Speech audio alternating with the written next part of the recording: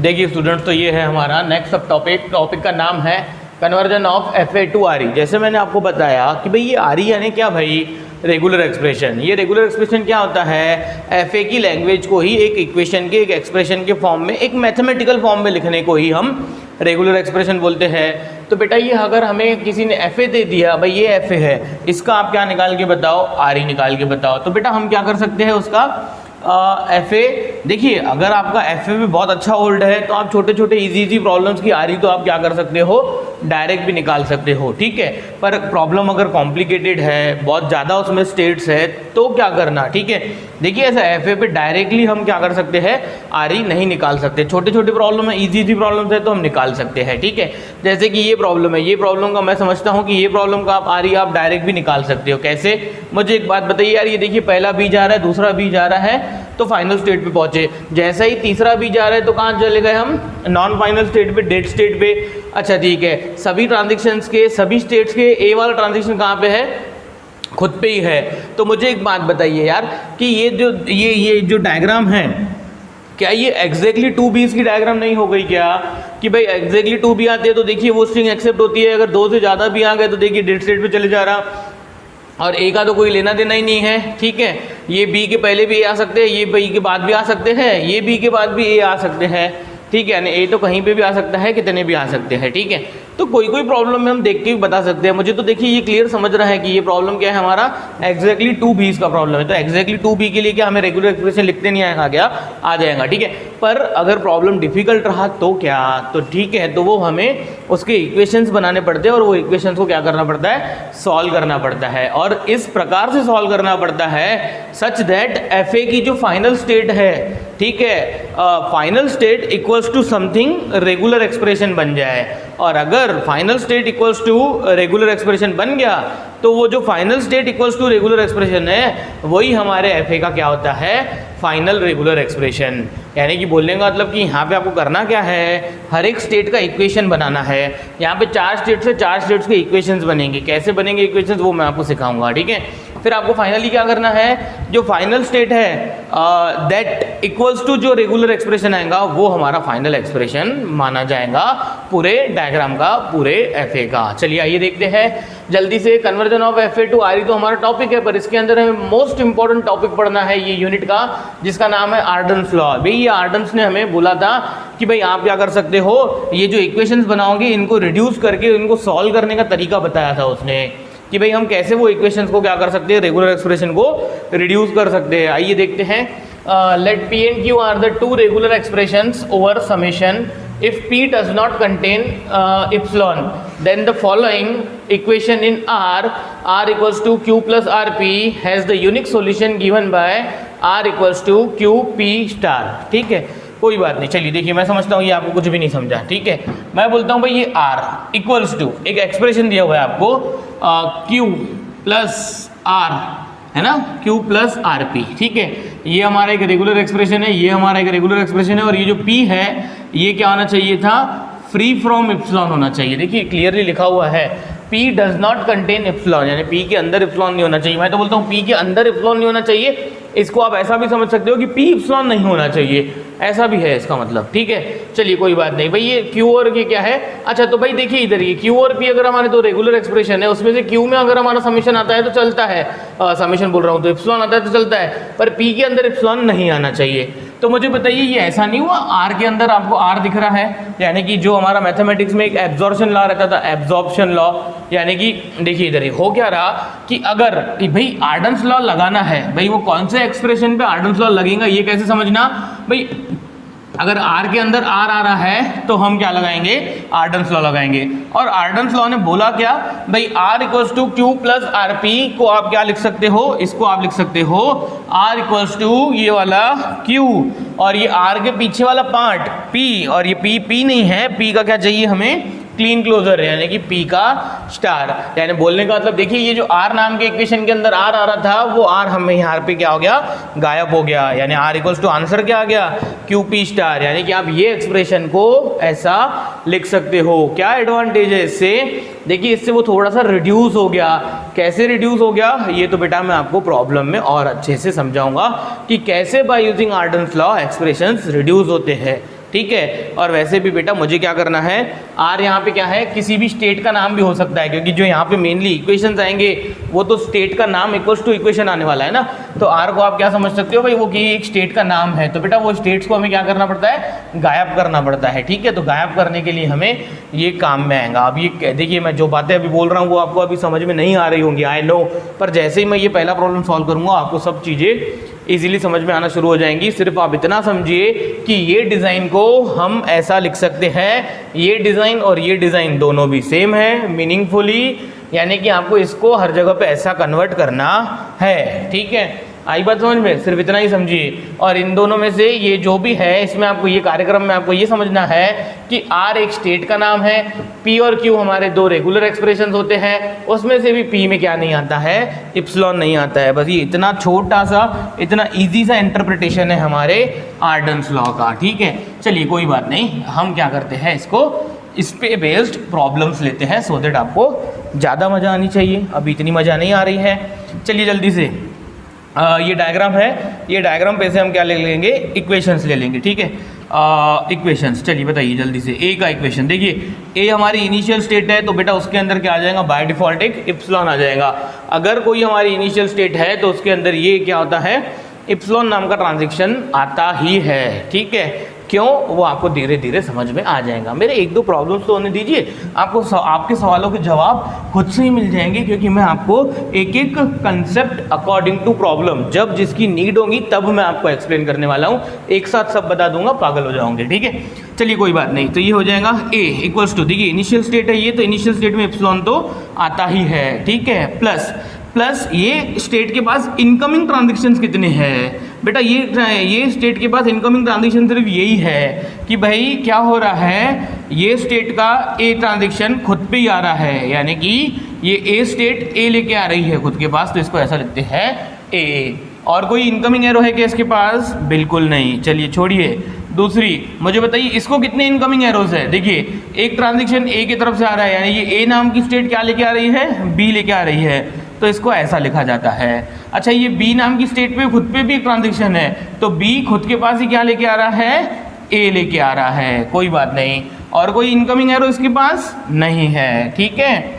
सी तीसरी स्टेट के पास कोई इनकमिंग एरो, हाँ देखिए कैपिटल बी नाम की स्टेट बी लेके आ रही है। अच्छा ये सी खुद पे ए लेके आ रहा है, अच्छा ठीक है कोई बात नहीं। नेक्स्ट डी नाम की स्टेट है जो है ना, डी नाम की स्टेट क्या है, देखिए क्या हो रहा है, डी भाई सी इसके पास क्या लेके आ रहा है, बी लेके आ रहा है ना। देखिए सी नाम की स्टेट इसके पास बी लेके आ रही है, और ये डी खुद पे ये लेके आ रहा है, डी खुद पे ही बी लेके आ रहा है। आ रही है बात समझ में। चलिए कोई बात नहीं, अब मुझे क्या करना है, इनको नंबर दे देना 1 2 3 4। कैसे लिखा मैंने, ये बहुत ही सिंपल है कि मैंने इनिशियल स्टेट में एक इप्सिलॉन नाम का ट्रांजेक्शन जोड़ा, और बाकी हर एक स्टेट को जितने इनकमिंग एरोज है उतने मैंने क्या कर दिए, इक्वेशन के फॉर्म में लिख दिए, ठीक है, प्लस प्लस करके। भाई इसके बाद ये भी ट्रांजेक्शन आ रहा है, ये भी आ रहा है, ठीक है, दो ट्रांजेक्शन आ रहा है किसी को, तो ये अब देखिए टोटल ट्रांजेक्शन कितने हैं यहाँ पे, 1 2 3 4 5 6 7 8। तो देखिए यहाँ पे 8 हो गए क्या, 1 2 3 4 5 6 7 8, और ये इप्सिलॉन तो बेटा रहेगा ही रहेगा एक्स्ट्रा का, ठीक है, क्योंकि इनिशियल स्टेट में इप्सिलॉन आता ही है। अब मुझे इनको सॉल्व करना है, ठीक है। अब मुझे इनको अगर सॉल्व करना है ना बेटा, तो इसको सॉल्व करने के लिए मेरे पास तरीका सिर्फ और सिर्फ एक ही है।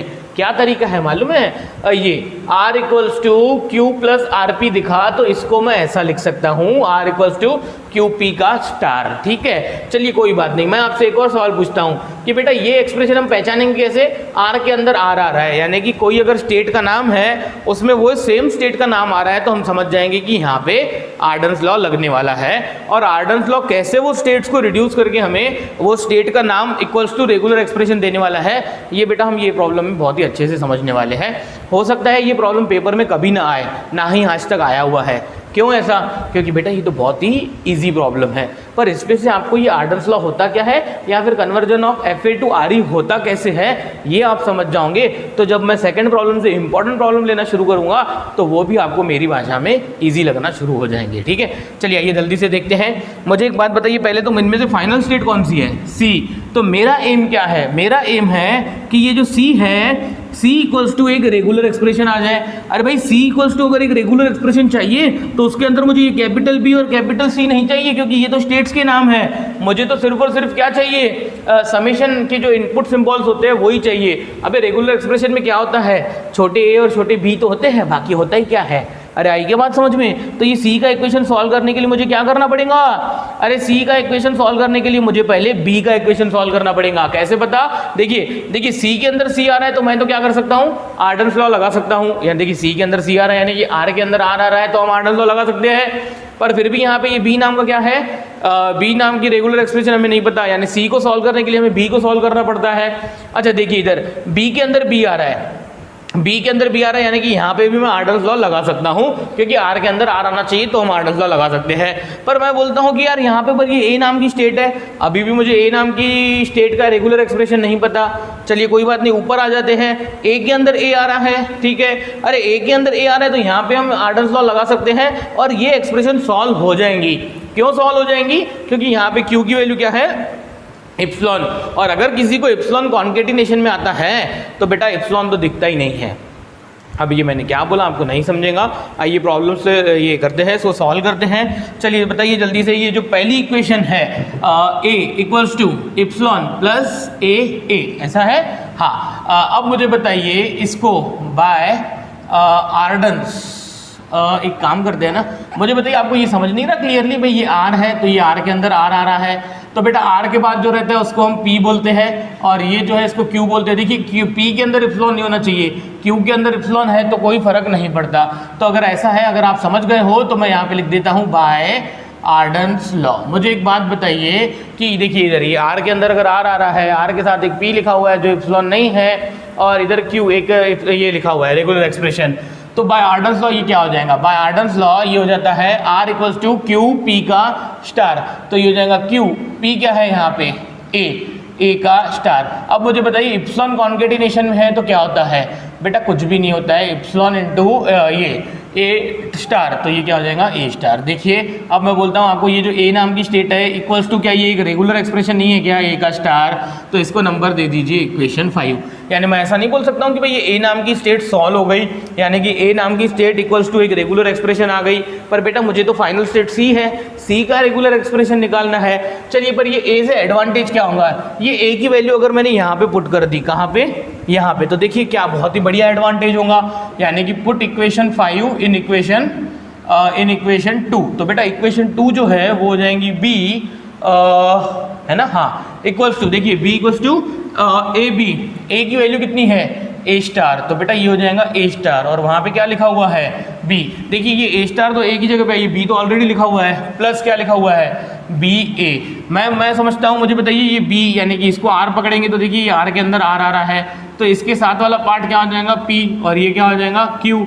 तो मैं यहाँ पे फिर से क्या लगा सकता हूँ, आर्डन्स लॉ, बाय आर्डन्स लॉ। मुझे एक बात बताइए यार, आर के अंदर आर आता है, आर के साथ पी लिखा हुआ है और इधर प्लस में क्यू लिखा हुआ है, पी के अंदर इप्सिलॉन नहीं है, तो हम ये एक्सप्रेशन को क्या लिख सकते हैं, हम इसको लिख सकते हैं R equals to Q P का स्टार। क्यू कितना है यहाँ पे, क्यू है हमारा इतना, कॉन्केटिनेशन विथ पी का स्टार, पी कितना है यहाँ पे ए, पर बेटा ए नहीं आएगा, ए का स्टार आएगा, क्योंकि यहाँ पे क्या होता है वो R equals to Q P का स्टार। अब मैं आपसे एक फिर से सवाल पूछता हूँ कि भाई ये देखिए बी इक्वल्स टू एक रेगुलर एक्सप्रेशन आ गया, ठीक है, अरे भाई बी इक्वल्स टू एक रेगुलर एक्सप्रेशन आ गया, पर यानी कि बी नाम की स्टेट तो सॉल्व हो गई, क्योंकि बी स्टेट का एक रेगुलर एक्सप्रेशन आ गया। पर मैं पूछता हूँ फिर से कि यहाँ पे फाइनल स्टेट कौन सी है, सी है, तो बेटा हमें तो सी इक्वल्स टू एक रेगुलर एक्सप्रेशन निकालना है और वो हमारा फाइनल आंसर है। ये छोटे छोटे तो बेटा हमें आगे सॉल्व करने के लिए काम आएंगे। अब मुझे बताइए बी इक्वल्स टू एक रेगुलर एक्सप्रेशन आ गया, यानी मैं ये जो सी नाम की स्टेट है इसके अंदर का जो ये बी है मुझे पता चल गया, फिर ये सी के अंदर सी है तो इस पे आर्डन्स लॉ लग जाएगा। तो बेटा इसको पहले ऐसा कर दीजिए, पुट 6 इन इक्वेशन 3। अरे भाई इन इक्वेशन 3 कर देंगे तो ये सी इक्वल्स टू क्या हो जाएगा बी बी, पर कैपिटल बी की वैल्यू कितनी आ गई है स्टार बी ए स्टार, ये वाला बी कौन सा, ये वाला, प्लस सी ए। मैं फिर से पूछता हूँ, ये सी के अंदर सी आ गया यानी कि आर के अंदर आर आ गया, तो उसके पीछे वाले पार्ट को पी बोल देंगे और ये प्लस में इधर जो भी टर्म लिखी हुई है उसको क्या बोल देंगे क्यू। तो मैं फिर से पूछता हूँ आपसे बाय आर्डन्स लॉ। देखिए ये मैं नीचे अंडरलाइन करके ऐसा लिख रहा हूँ, ये आपको समझाने के लिए लिख रहा हूँ, ये पार्ट आपको लिखना नहीं है पेपर में, ठीक है, अंडरस्टैंडिंग के लिए है कि भाई कैसे मैं ये एक्सप्रेशन को इससे स्टैंडर्ड फॉर्म से कंपेयर करके इसको कन्वर्ट कर दे रहा हूँ, ठीक है, बाय आर्डर्स लॉ। हाँ, ये रीजन लिखना जरूरी है, by Arden's law C equals to R equals to Q P का स्टार। क्यू क्या है यहाँ पे, देखिए ये B और ये A स्टार, ये B, ये हो गया Q। P क्या है यहाँ पे A, पर P नहीं चाहिए हमें, P का स्टार चाहिए। अब मुझे बताइए यहाँ पे ये C इक्वल्स टू एक रेगुलर एक्सप्रेशन आ नहीं गया क्या बेटा? अगर ये C equals to regular expression आ गया और ये जो C नाम की स्टेट है वो अगर कौन है, फाइनल स्टेट है, तो हमारी ये जो FA है इसका रेगुलर एक्सप्रेशन क्या हो गया? Then hence the final answer is final regular expression R equals to, तो बेटा R इक्वल्स टू क्या हो जाएगा, ये A star B A star B A star, यानी कि ये हमारी रेगुलर एक्सप्रेशन जो है, फाइनल स्टेट इक्वल टू जो रेगुलर एक्सप्रेशन होता है वही हमारा फाइनल एक्सप्रेशन होता है। अब उसको फाइनल स्टेट का नाम इक्वल्स टू रेगुलर एक्सप्रेशन लिखिए कि R इक्वल्स टू लिखिए। R इक्वल्स टू यानी हमारा वो एक स्टैंडर्ड है कि हम, आपने देखा ही होगा इसके पहले के प्रॉब्लम्स में कि रेगुलर एक्सप्रेशन को हम mainly capital R equals to something से डिनोट करते हैं। तो बेटा यहाँ पे R इक्वल्स टू क्या हो जाएगा, A star B A star B A star. मुझे एक बात बताइए यार, देखिए ये दो भी तो कंपलसरी है, ये तीनों A स्टार में से तो मैं एप्सिलॉन भी ले सकता हूँ, यानी कि ये क्लियरली काहे की रेगुलर एक्सप्रेशन है, क्या एग्जैक्टली 2 B's की एक्सप्रेशन नहीं है क्या ये? और ये डायग्राम भी काहे की है, एग्जैक्टली 2 B's की। अरे आ रही है बात समझ में कि भाई FA और RE क्या होता है, एक ही होता है भाई। अरे आ रही की बात समझ में, ठीक है। तो ये बहुत ही ईजी वे से हमने ये क्वेश्चन देखा है, ठीक है। आपको क्या होना चाहिए, अच्छे से समझा होगा आई होप। और अगर कोई चीज़ कोई पॉइंट क्लियर नहीं भी हुआ होगा तो हम क्या करेंगे, सेकंड थर्ड प्रॉब्लम जब लेंगे तब आपको क्लियर हो जाएगा, अदरवाइज़ आप मुझे मैसेज या फ़ोन करके तो पूछ ही सकते हो, ठीक है। चलिए एक और मैं आपको एक बात बता देता हूँ कि जैसे मैंने यहाँ पे क्या ध्यान में रखना है आपको कि जो इनिशियल स्टेट है उसमें क्या आता है, इप्सिलॉन ट्रांजिशन आता है, ठीक है।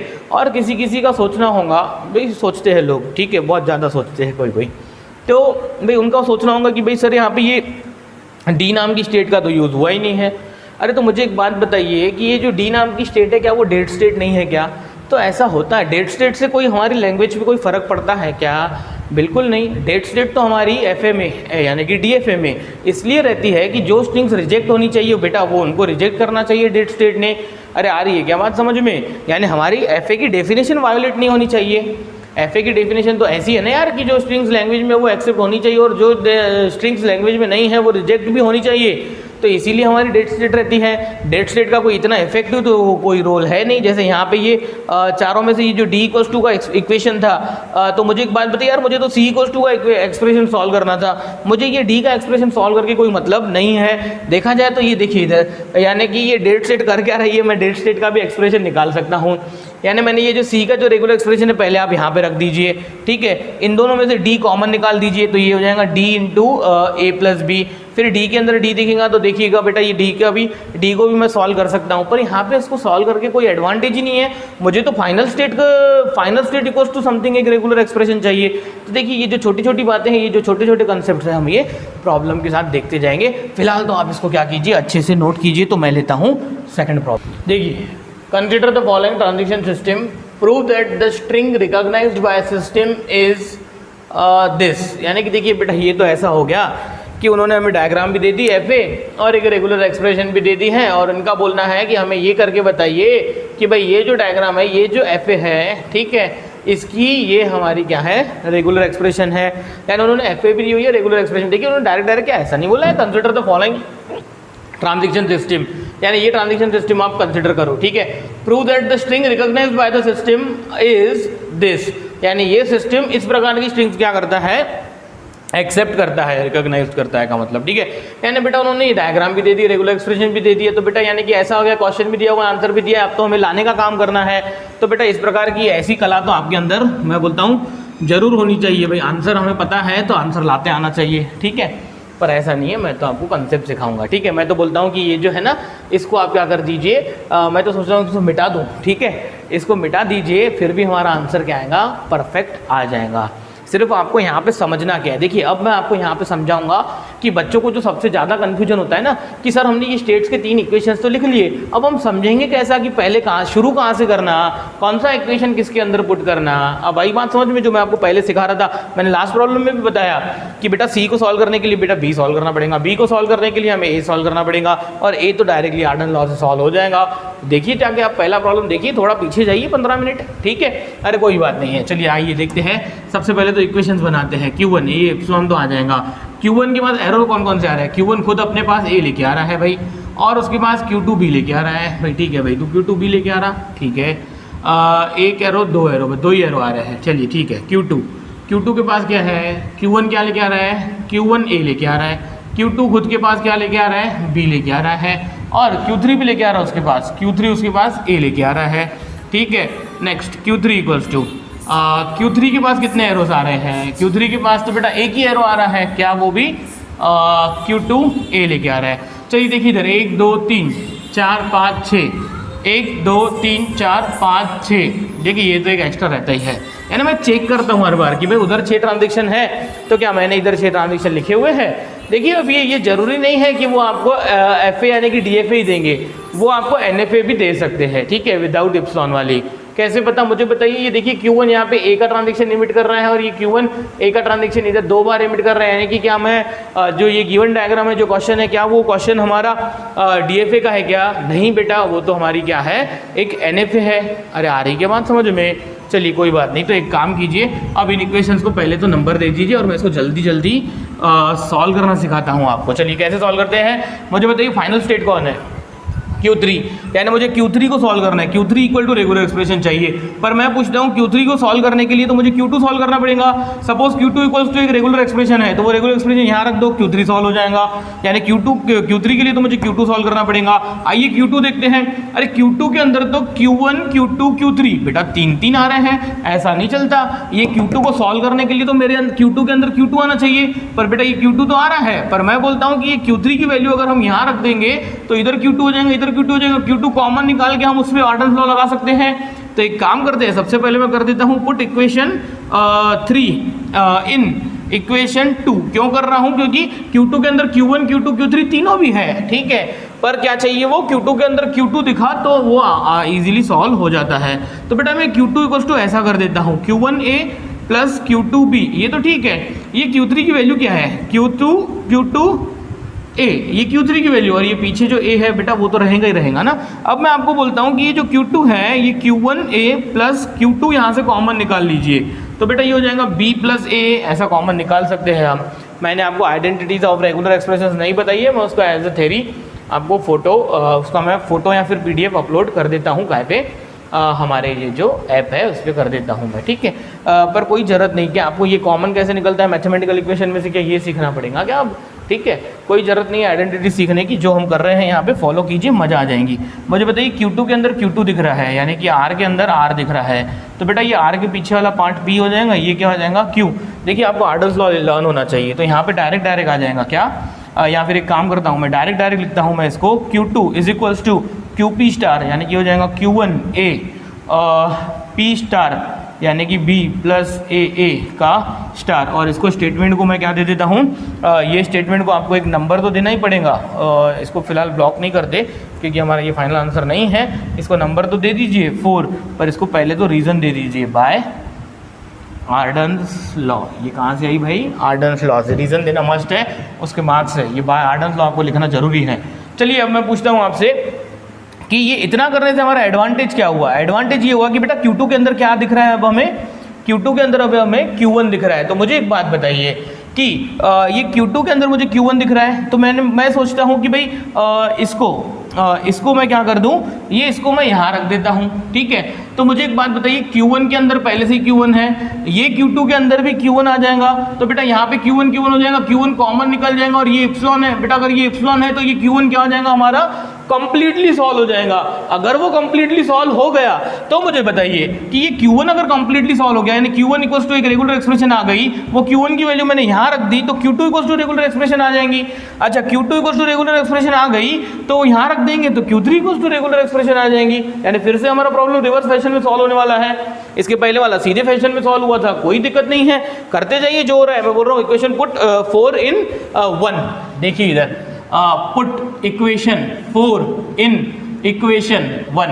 अरे भाई इक्वेशन 1 काय का है, Q1 का क्या है, इप्सिलॉन प्लस Q1A प्लस मुझे बताइए Q2B, तो Q2 क्या है, Q2 है Q1A B प्लस AA का स्टार, B प्लस AA का स्टार, ये तो बेटा हमारा क्या हुआ Q2 पर, Q2 के पीछे जो B है ये B यहाँ पे आएगा।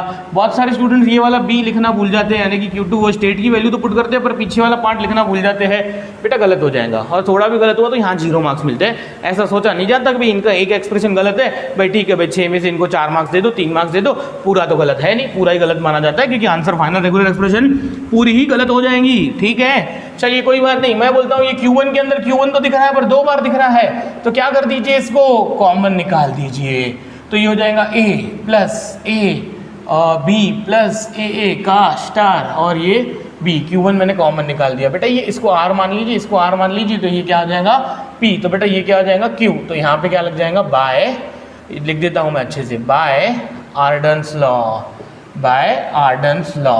ठीक है, क्या हो जाएगा Q1 इज इक्वल्स टू क्या होता है भाई Q इप्सिलॉन इनटू P का स्टार, P क्या है यहाँ पे A plus A B plus AA का स्टार B ब्रैकेट का स्टार। क्यों स्टार भाई, अरे आर्डर्स लॉ ने बोला था ना Q P स्टार, P ये है तो P का स्टार हो जाएगा यहाँ पे। अब मैं आपसे पूछता हूँ कि भाई ये इप्सिलॉन तो हमें दिखता नहीं है, तो बेटा ये हो जाएगा A plus A B plus AA star B और ये इसका स्टार। मुझे बताइए अभी Q2 सॉल्व नहीं हो गया क्या, Q2 बेटा सॉल्व हो गया ना। ठीक है, दीजिए नंबर अपडेट करते जाइए, 5वीं। अब ये Q1 की वैल्यू अगर मैंने पुट कर दी इधर तो Q2 सॉल्व हो जाएगा। लिखिए पुट 5 in 4, पुट 5 in 4, आप लिखना पूरा पूरा, पुट इक्वेशन 5 in इक्वेशन 4, मैं इक्वेशन लिख नहीं रहा हूँ वर्ड, तो 5 में पुट करेंगे। ठीक है, तो Q2 इक्वल्स टू क्या हो जाएगा Q1 और Q1 के पीछे ये, अबे Q1 क्या है, Q1 है A plus A B plus AA का स्टार B और ये स्टार, ये हो गया हमारा क्या Q1। Q1 के पीछे क्या लिखा हुआ है वहाँ पे A B प्लस AA का स्टार। चलिए देखिए इधर, अब क्या ये Q2 equal to regular expression नहीं आ गया क्या, अब ये Q2 equal to regular expression तो आ गया, दीजिए इसको 6, पर मुझे तो क्या चाहिए final state Q3, Q3 equal to regular expression, Q3 कहाँ है, देखिए Q3, तो मैं इसको कर देता हूँ पुट 6 in 3, पुट इक्वेशन लिखना आप 6 in 3। अरे क्या है इक्वेशन, तो बेटा ये हो जाएगा Q3 Q2A, अच्छा ठीक है भाई, A plus A B plus AA star B bracket star A B plus AA star. बेटा ये काय की वैल्यू हुई Q2 की, और ये Q2 के पीछे एक A है तो यहाँ पे क्या आ जाएगा, एक A आ जाएगा, और ये हमारा क्या हो जाएगा फाइनल आंसर। तो फाइनल R इक्वल्स टू आप क्या लिख दीजिएगा, ये एक्सप्रेशन लिख दीजिएगा। अगर final state equals to regular expression है तो वही हमारी क्या होती है फाइनल पूरे डायग्राम की, पूरे सिस्टम की रेगुलर एक्सप्रेशन। ठीक है, मैं समझता हूँ, चेक कीजिए सेम है क्या, A plus A B plus AA का स्टार B पूरे ब्रैकेट का star A B plus AA का स्टार A। देखिए एकदम क्या है हमारा आंसर करेक्ट है। मैं तो आपको स्टार्टिंग में ही बोल रहा था कि भाई इसको आप मिटा दीजिए, कोई इसकी आवश्यकता नहीं है, हमें सिर्फ समझना ये था कि भाई ये 3 इक्वेशंस को ऑब्जर्व करके सॉल्व करना शुरू कहाँ से करना है, पहले कौन सा एक्सप्रेशन सॉल्व होगा तो उस पर डिपेंडेंट कौन सा है। ठीक है, ऐसा होता है जैसे कि मैंने पहले ये किया, रिवर्स ऑर्डर में गया, फिर से मैं इसी ऑर्डर में आया, यानी पहले मैं Q3 से Q2 में गया, फिर Q2 से Q1 में गया, फिर Q1 सॉल्व हुआ तो Q2 सॉल्व हुआ, Q2 सॉल्व हुआ तो Q3 सॉल्व हुआ, यानी हम पहले ऊपर गए फिर हम नीचे आए। तो बेटा ऐसा चलता है, आप वो इक्वेशंस को इतना अच्छे से ऑब्जर्व कीजिए कि आपको समझना चाहिए कि पहले कौन सा इक्वेशन सॉल्व होगा और फिर वो काय में पुट करके फिर दूसरा कौन सा सॉल्व होगा, यही यहाँ पे बहुत इंपॉर्टेंट है। ठीक है, यानी हम जो भी काम कर रहे हैं क्यों कर रहे हैं ये आपको कोई समझा नहीं सकता, मैं समझा सकता हूँ, तो आपको मेरे से यही सीखना है। ठीक है, अदरवाइज कोई प्रॉब्लम दिखा आपको और उसका सॉल्यूशन भी दिया हुआ है तो प्रॉब्लम और सॉल्यूशन दोनों आपके पास लिखे हुए तो उससे कोई एडवांटेज नहीं है। सॉल्व शुरू कैसे करना है, सॉल्व कैसे करना है ये आपको समझना चाहिए। चलिए एक काम कीजिए, मैं एक और क्वेश्चन ले लेता हूँ इसी क्लास में, नेक्स्ट क्लास में इसके बाकी के प्रॉब्लम्स भी लेंगे हम। एक काम कीजिए, इसको जल्दी से पॉज करके कॉपी कीजिए, मैं मिटा के क्वेश्चन नंबर कौन सा सॉल्व करते हैं 3, 2 हो गए ना, और तीसरा जो है हम थोड़ा सा, जैसे हमने ये सेकंड प्रॉब्लम बहुत इंपॉर्टेंट लिया, पेपर में पूछा हुआ था, रेगुलर एक्सप्रेशन भी ये जैसे सेम जैसा मैंने क्वेश्चन लिखा हुआ है एज इट इज़ वो एग्जाम में पूछा हुआ है, तो हम थर्ड क्वेश्चन भी थोड़ा सा एक इम्पॉर्टेंट ले लेते हैं, ठीक है। अब आने वाले जितने भी प्रॉब्लम्स हैं वो सभी इम्पॉर्टेंट ही है, ठीक है। तो आप थोड़ा सा ध्यान से लिखिए, ठीक है, जल्दी जल्दी लिखते जाइए, ठीक है। और टॉक की एग्ज़ाम अगर डिस्क्रिप्टिव है तो ही अच्छी बात है, यानी कि आपको अगर वो बोलेंगे तो मेथड, यानी आपको डायग्राम निकालने के लिए या कन्वर्जन के लिए बोलेंगे, देखिए ये भी हमारा जो टॉपिक है वो एक प्रकार से हमारा कन्वर्जन ही है, ठीक है। कन्वर्जन को ही हम इक्विवेलेंस भी बोलते हैं, equivalence between F A and R E. भाई इक्विवेलेंस उन दोनों में से, यानी हमें रेगुलर एक्सप्रेशन से एफ ए बनाते आनी चाहिए, एफ ए से रेगुलर एक्सप्रेशन बनाते आनी चाहिए, दोनों काम हमें करते आने चाहिए। चलिए लीजिए थर्ड क्वेश्चन, बहुत ही ईजी क्वेश्चन ले लेते हैं हम। Find R E for the following, ठीक है। Find R E for the following, बस इतना ही क्वेश्चन है, ठीक है। इतने ही क्वेश्चन के साथ हमें क्या दिया होगा, एक डायग्राम दी हुई होंगी जिसमें ये क्या है, हमारी क्या है, फाइनल स्टेट। इधर है Q1, इधर है Q2, इधर है Q3, ठीक है। ट्रांजैक्शंस कैसे हैं, दो दो, एक जा रहा है एक आ रहा है, एक जा रहा है एक आ रहा है, एक जा रहा है एक आ रहा है, एक जा रहा है एक आ रहा है, ठीक है। बताइए जा क्या रहा, 0, ये देखिए इधर 0 जा रहा है, ठीक है। और Q0 के पास Q1 लेके क्या आ रहा है, 0, वापस भी क्या आ रहा है, 0 आ रहा है, ठीक है। Q2 1 1 1 1 0 0, अरे ये तो डायग्राम हम निकाल चुके हैं मेरे ख्याल से। Even number of zeros, even number of ones, है ना, 1 1 आएगा इधर, 1 1। आई थिंक ये प्रॉब्लम हम सॉल्व कर चुके हैं, है ना, ऐसा ही है क्वेश्चन, हाँ क्वेश्चन तो ऐसा ही है। आई थिंक ये क्वेश्चन इसी का है कि even number of zeros and even number of ones, ऐसे आता है स्ट्रिंग में, string containing even number of zeros, even number of ones, तो हमारी ये उसकी डायग्राम है, ठीक है। देखिए अब इसकी एक्सप्रेशन, रेगुलर एक्सप्रेशन निकालना कोई इतना आसान काम नहीं है। मैंने आपको बोल दिया कि भाई आप एक इस प्रकार की स्ट्रिंग्स है लैंग्वेज में जिसमें even number of zeros, even number of ones आते हैं, उसकी आप रेगुलर एक्सप्रेशन निकालिए। बताइए मुझे, निकाल के बताइए। देखिए इतना आसान नहीं है। मैंने आपको बहुत सारे क्वेश्चंस लिए थे रेगुलर एक्सप्रेशन के, याद होगा आपको, तो मैंने क्वेश्चन नंबर 1 2 3 4 मैंने 4 क्वेश्चन लिए थे, जिसमें हर एक में 5 5 10 10 प्रॉब्लम्स थे, ठीक है। पर वहाँ पे क्या थे, वो इजी प्रॉब्लम्स थे, हो जा रहा था। पर कोई डिफिकल्ट प्रॉब्लम है तो बेटा उसकी पहले एफ ए निकाली जाती है, फिर हमारी क्या आएंगी, आर ई आएंगी, ठीक है। चलिए सॉल्यूशन में Q0 इनिशियल स्टेट, भाई क्या क्या आ रहा है इसके पास, Q0 के पास, देखिए ये Q0 के पास Q1 0 लेके आ रहा है, Q1 0 लेके आ रहा है, अरे आ रही है क्या बात समझ में। नेक्स्ट Q2 भी लेके आ रहा है इसके पास, क्या लेके आ रहा है, 1, Q2 1 लेके आ रहा है, ठीक है। Q1 के पास Q0 0 लेके आ रहा है, अरे ये वाला, और कोई एरो, हाँ Q3 1 लेके आ रहा है, Q3 1 लेके आ रहा है, कोई बात नहीं। Q2 के पास Q0 1 लेके आ रहा है, Q0 1 लेके आ रहा भाई। Q2 के पास Q3 0 लेके आ रहा है, अरे Q3 0 लेके आ रहा, कोई बात नहीं है। Next Q3 equals to Q1 क्या लेके आ रहा है, 1, Q1 1 लेके आ रहा है, Q2 क्या लेके आ रहा है, 0 लेके आ रहा है, ठीक है। चलिए दीजिए इनको नंबर 1 2 3 4। देखिए इक्वेशंस तो मैंने लिख लिए, अब हमें देखना है कि ये सॉल्व कैसे होने वाले हैं। तो देखिए यहाँ पे हो क्या रहा है, देखिए ये प्रॉब्लम थोड़ा सा डिफिकल्ट है। कैसे पता, देखिए मुझे तो पता चल गया कि ये थोड़ा सा प्रॉब्लम कॉम्प्लिकेटेड है, मैं आपको भी बता देता हूँ। देखिए Q0 के अंदर Q1 Q2 है, Q1 के अंदर Q0 Q3 है, Q2 के अंदर Q0 Q3 है, Q3 के अंदर Q1 Q2 है। It means what it means, Q0 के अंदर Q0 नहीं है, Q1 के अंदर Q1 नहीं है, Q2 के अंदर Q2 नहीं है, Q3 के अंदर Q3 नहीं है। इट मीन्स कि बेटा यहाँ पे ये चारों ही एक्सप्रेशन में से किसी पे भी मैं डायरेक्टली आर्डन्स लॉ तो लगा नहीं सकता हूँ। चलिए कोई बात नहीं, चलो हम देखते हैं कि फाइनल स्टेट कौन है, Q0। बेटा मुझे सॉल्व तो Q0 करना है। देखिए Q0 के अंदर क्या आ रहा है, Q1 Q2, यानी Q0 को सॉल्व करने के लिए Q0 के अंदर Q0 आना चाहिए था, पर यहाँ पे Q1 Q2 है। इट मीन्स कि मुझे Q1 को इन टर्म्स ऑफ Q0 लिखना पड़ेगा, Q2 को भी इन टर्म्स ऑफ Q0 लिखना पड़ेगा। तो यहाँ पे ये इप्सिलॉन है, तो ये पूरा क्या हो जाएगा, फाइनली सॉल्व हो जाएगा। यानी अब मेरा अल्टीमेट एम हो गया Q0 को सॉल्व करने के लिए Q1 और Q2 को Q0 के फॉर्म में लिखना। चलिए आइए Q1 Q2 देखते हैं। Q1 Q2 में तो बेटा Q0 तो है, पर यहाँ पे एडिशनली Q3 भी है। मैं समझता हूँ Q3 भी, देखिए Q3 के अंदर क्या है, Q1 और Q2 है। तो हम एक काम करते हैं, देखिए होने वाला क्या है, ये Q1 और Q2 मुझे सॉल्व करने हैं इन टर्म्स ऑफ Q0 और इन दोनों को यहाँ रखना है। पर Q1 Q2 में Q3 आ रहा है, तो बेटा अब तो ऐसा हो गया कि पहले मुझे Q3 हटाना पड़ेगा, Q3 सॉल्व करना पड़ेगा। अब अगर ये मुझे Q3 सॉल्व करना है तो Q3 के अंदर तो बेटा Q1 Q2 आ रहे हैं। तो देखिए मैं क्या कर देता हूँ, मैं कर देता हूँ पुट 2 and 3 इक्वेशन लिखिएगा आप, इक्वेशन 2 and 3 इन इक्वेशन 4। यानी देखिए इससे क्या हो जाएगा, ये Q1 Q2 की वैल्यू यहाँ पे रख देता हूँ मैं, तो देखिए क्या हो जाएगा, ये Q3 equals to Q1 1, Q1 कितना है Q0 0 प्लस Q3 1, देखिए ये Q1 की वैल्यू और ये पीछे वाला 1 प्लस Q2 की वैल्यू कितनी है भाई, Q0 1 प्लस Q3 0 है ना, Q2 की वैल्यू Q0 1 प्लस Q, देखिए देख के लिखना है आपको, पर फिर भी गलती नहीं होनी चाहिए। Q2 के पीछे क्या है 0, तो ये हो जाएगा 0।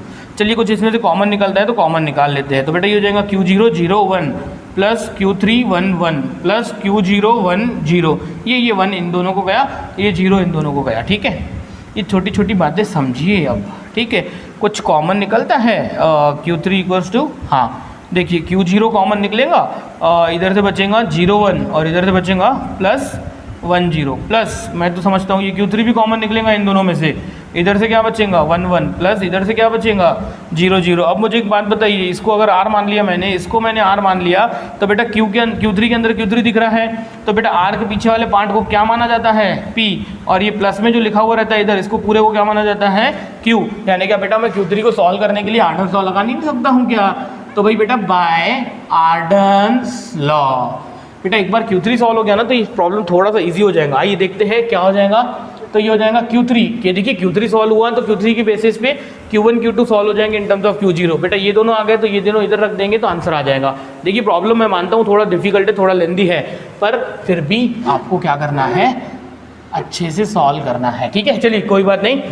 तो इस पर आर्डन लॉ लगा देंगे तो R इक्वल्स टू क्या हो जाएगा QP स्टार, Q कितना है Q0 0 1 प्लस 1 0, ये हो गया Q concatenation with P star, तो बेटा ये हो जाएगा 1 1 प्लस 0 0 का स्टार। ठीक है, ये कहाँ से आया आर्डन्स लॉ से, और मैं तो समझता हूँ ये बहुत ही इंपॉर्टेंट एक्सप्रेशन है जिसको आप नाम दे दीजिए 5।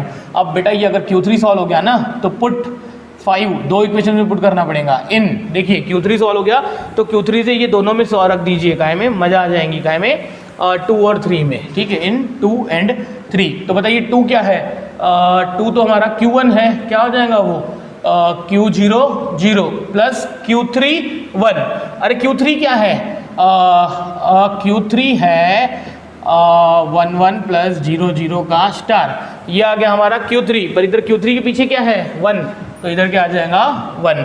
चलिए ये एक सॉल्व हो गया है ना। और बताइए पुट 5 इन 2 और 3 दोनों में बोला था मैंने, 3 क्या है Q2, तो बेटा ये Q2 इक्वल्स टू, अरे यार एक काम कीजिए, ये मैंने इसको ब्लॉक कर दिया, इसको ब्लॉक करेंगे हम, ब्लॉक में लिखना अच्छा लगता है लिखेंगे, पर मैं समझता हूँ कि ये Q0 कॉमन निकल रहा है यहाँ से इन दोनों में से। ठीक है, तो ये हो जाएगा 0 प्लस 0 1 प्लस 1 0। ठीक है, नेक्स्ट 1 1 प्लस 0 0 का स्टार, और ये पूरा 1। ठीक है, क्योंकि Q0 क्या किया हमने कॉमन निकाला हुआ है। ठीक है, हाँ अब इसको आप क्या कर दीजिए, एक अपडेटेड नंबर भी दे दीजिए और ब्लॉक भी कर दीजिए, ये हो जाएगा 6। नेक्स्ट Q2, क्योंकि मुझे तो ये 5 3 में भी पुट करना है, Q2 equals to Q0 1 plus Q3 0, Q3 क्या है Q3 क्या है 0 1 प्लस 1 0 1 1 प्लस 0 0 स्टार। बेटा ये तो Q3 हुआ, इधर Q3 के पीछे कौन है 0, ये 0 लिखना जो भूल गया वो डूब गया, समझ जाना। ठीक है, मैं फिर से बोलता हूँ कि भाई यहाँ से Q0 कॉमन निकल सकता है, तो ये हो जाएगा 1 प्लस 0 1 प्लस 1 0 1 1 प्लस 0 0 0।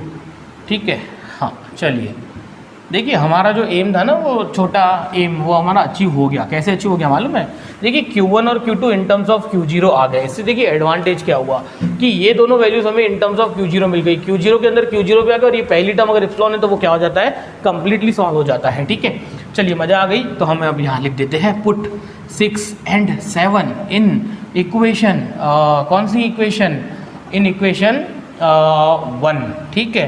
तो देखिए इधर ये Q0 इज इक्वल्स टू क्या हो जाएगा, इप्सिलॉन प्लस Q10। अरे भाई Q1 क्या है, हाँ ये Q1 क्या है, ये है Q0 और ये है 0 प्लस 0 1 प्लस 1 0 1 1 प्लस 0 0 का स्टार 1, ये ब्रैकेट कंप्लीट। तो बेटा ये काय की वैल्यू हो गई, Q1 की। तो बेटा इधर Q1 के पीछे क्या है, 0 है, तो ये 0 लिखना भूलना नहीं है, भूल गए तो डूब गए, ठीक है।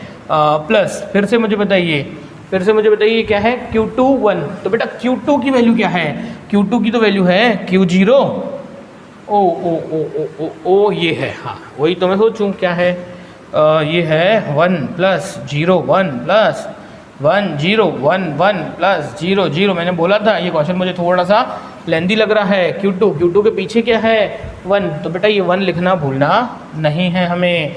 तो मैं समझता हूँ यहाँ से कि ये Q0 equals to epsilon plus ये क्या कर दीजिए, Q0 कॉमन निकाल दीजिए। तो ये Q0 कॉमन निकालेंगे तो देखिए क्या बचेगा, इधर बचेगा ये 0 प्लस 0 1 प्लस 1 0 1 1 प्लस 0 0 का स्टार। देखिए इतना सब मेरा देख के लिखने से अच्छा तो आप खुद का भी सॉल्व करोगे मेरा सुन के, तो भी थोड़ा सा आपके लिए एडवांटेजियस हो जाएगा वो, ठीक है। 0 ये देखिए ये ब्रैकेट ये लगाया हुआ है मैंने, ठीक है, ये पीछे का 0 लगाया हुआ है। ये Q0 तो हमने कॉमन निकाला हुआ है, तो प्लस ये फिर से बड़ा ब्रैकेट इधर आ जाएगा 1 प्लस 0 1 प्लस 1 0 1 1 प्लस 0 0 का स्टार ये 0 और ये पूरे ब्रैकेट को फिर से इधर 1, ठीक है।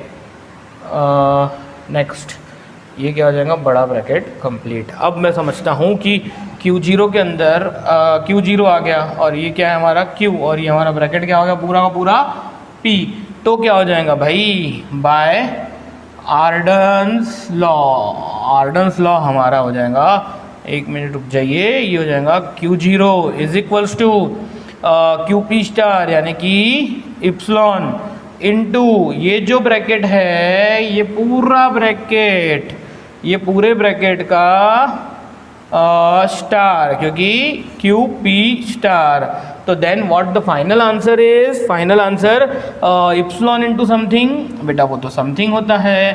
तो Q0 इक्वल्स टू मैं यहाँ पे सीधा फाइनल आंसर लिख देता हूँ। फाइनल आंसर हो जाएगा बड़े ब्रैकेट में 0 प्लस 0 1 प्लस 1 0 नेक्स्ट 1 1 प्लस 0 0 का स्टार 1, ये ब्रैकेट में 0, ये ब्रैकेट इसका, ठीक है, ये 0 प्लस बड़े ब्रैकेट में 1 प्लस 0 1 प्लस 1 0 1 1 प्लस 0 0 का स्टार 0, ये पूरा ब्रैकेट कंप्लीट 1 और ये पूरे ब्रैकेट का क्या आ जाएगा, स्टार आ जाएगा। बेटा ये एक्सप्रेशन है हमारा, ये Q0 इक्वल्स टू जो लिखा है ना मैंने, इसको आप R इक्वल्स टू करके लिख दीजिएगा और यही हमारा क्या है, फाइनल आंसर है इसका। और मैं तो समझता हूँ वो डायग्राम किसकी है, even number of zeros even number of ones, यानी कि आप ये रेगुलर एक्सप्रेशन में से क्या करके देखिए, ये रेगुलर एक्सप्रेशन में से आप स्ट्रिंग्स जनरेट करके देखिए, जो भी स्ट्रिंग जनरेट होंगी देखिएगा उसमें इवन नंबर ऑफ जीरोस और इवन नंबर ऑफ वंस ही आएंगे।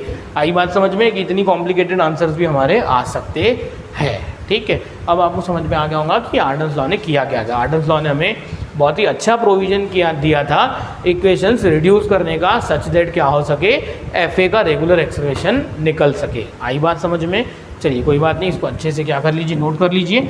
नेक्स्ट क्लास में हम देखेंगे इसके और प्रॉब्लम।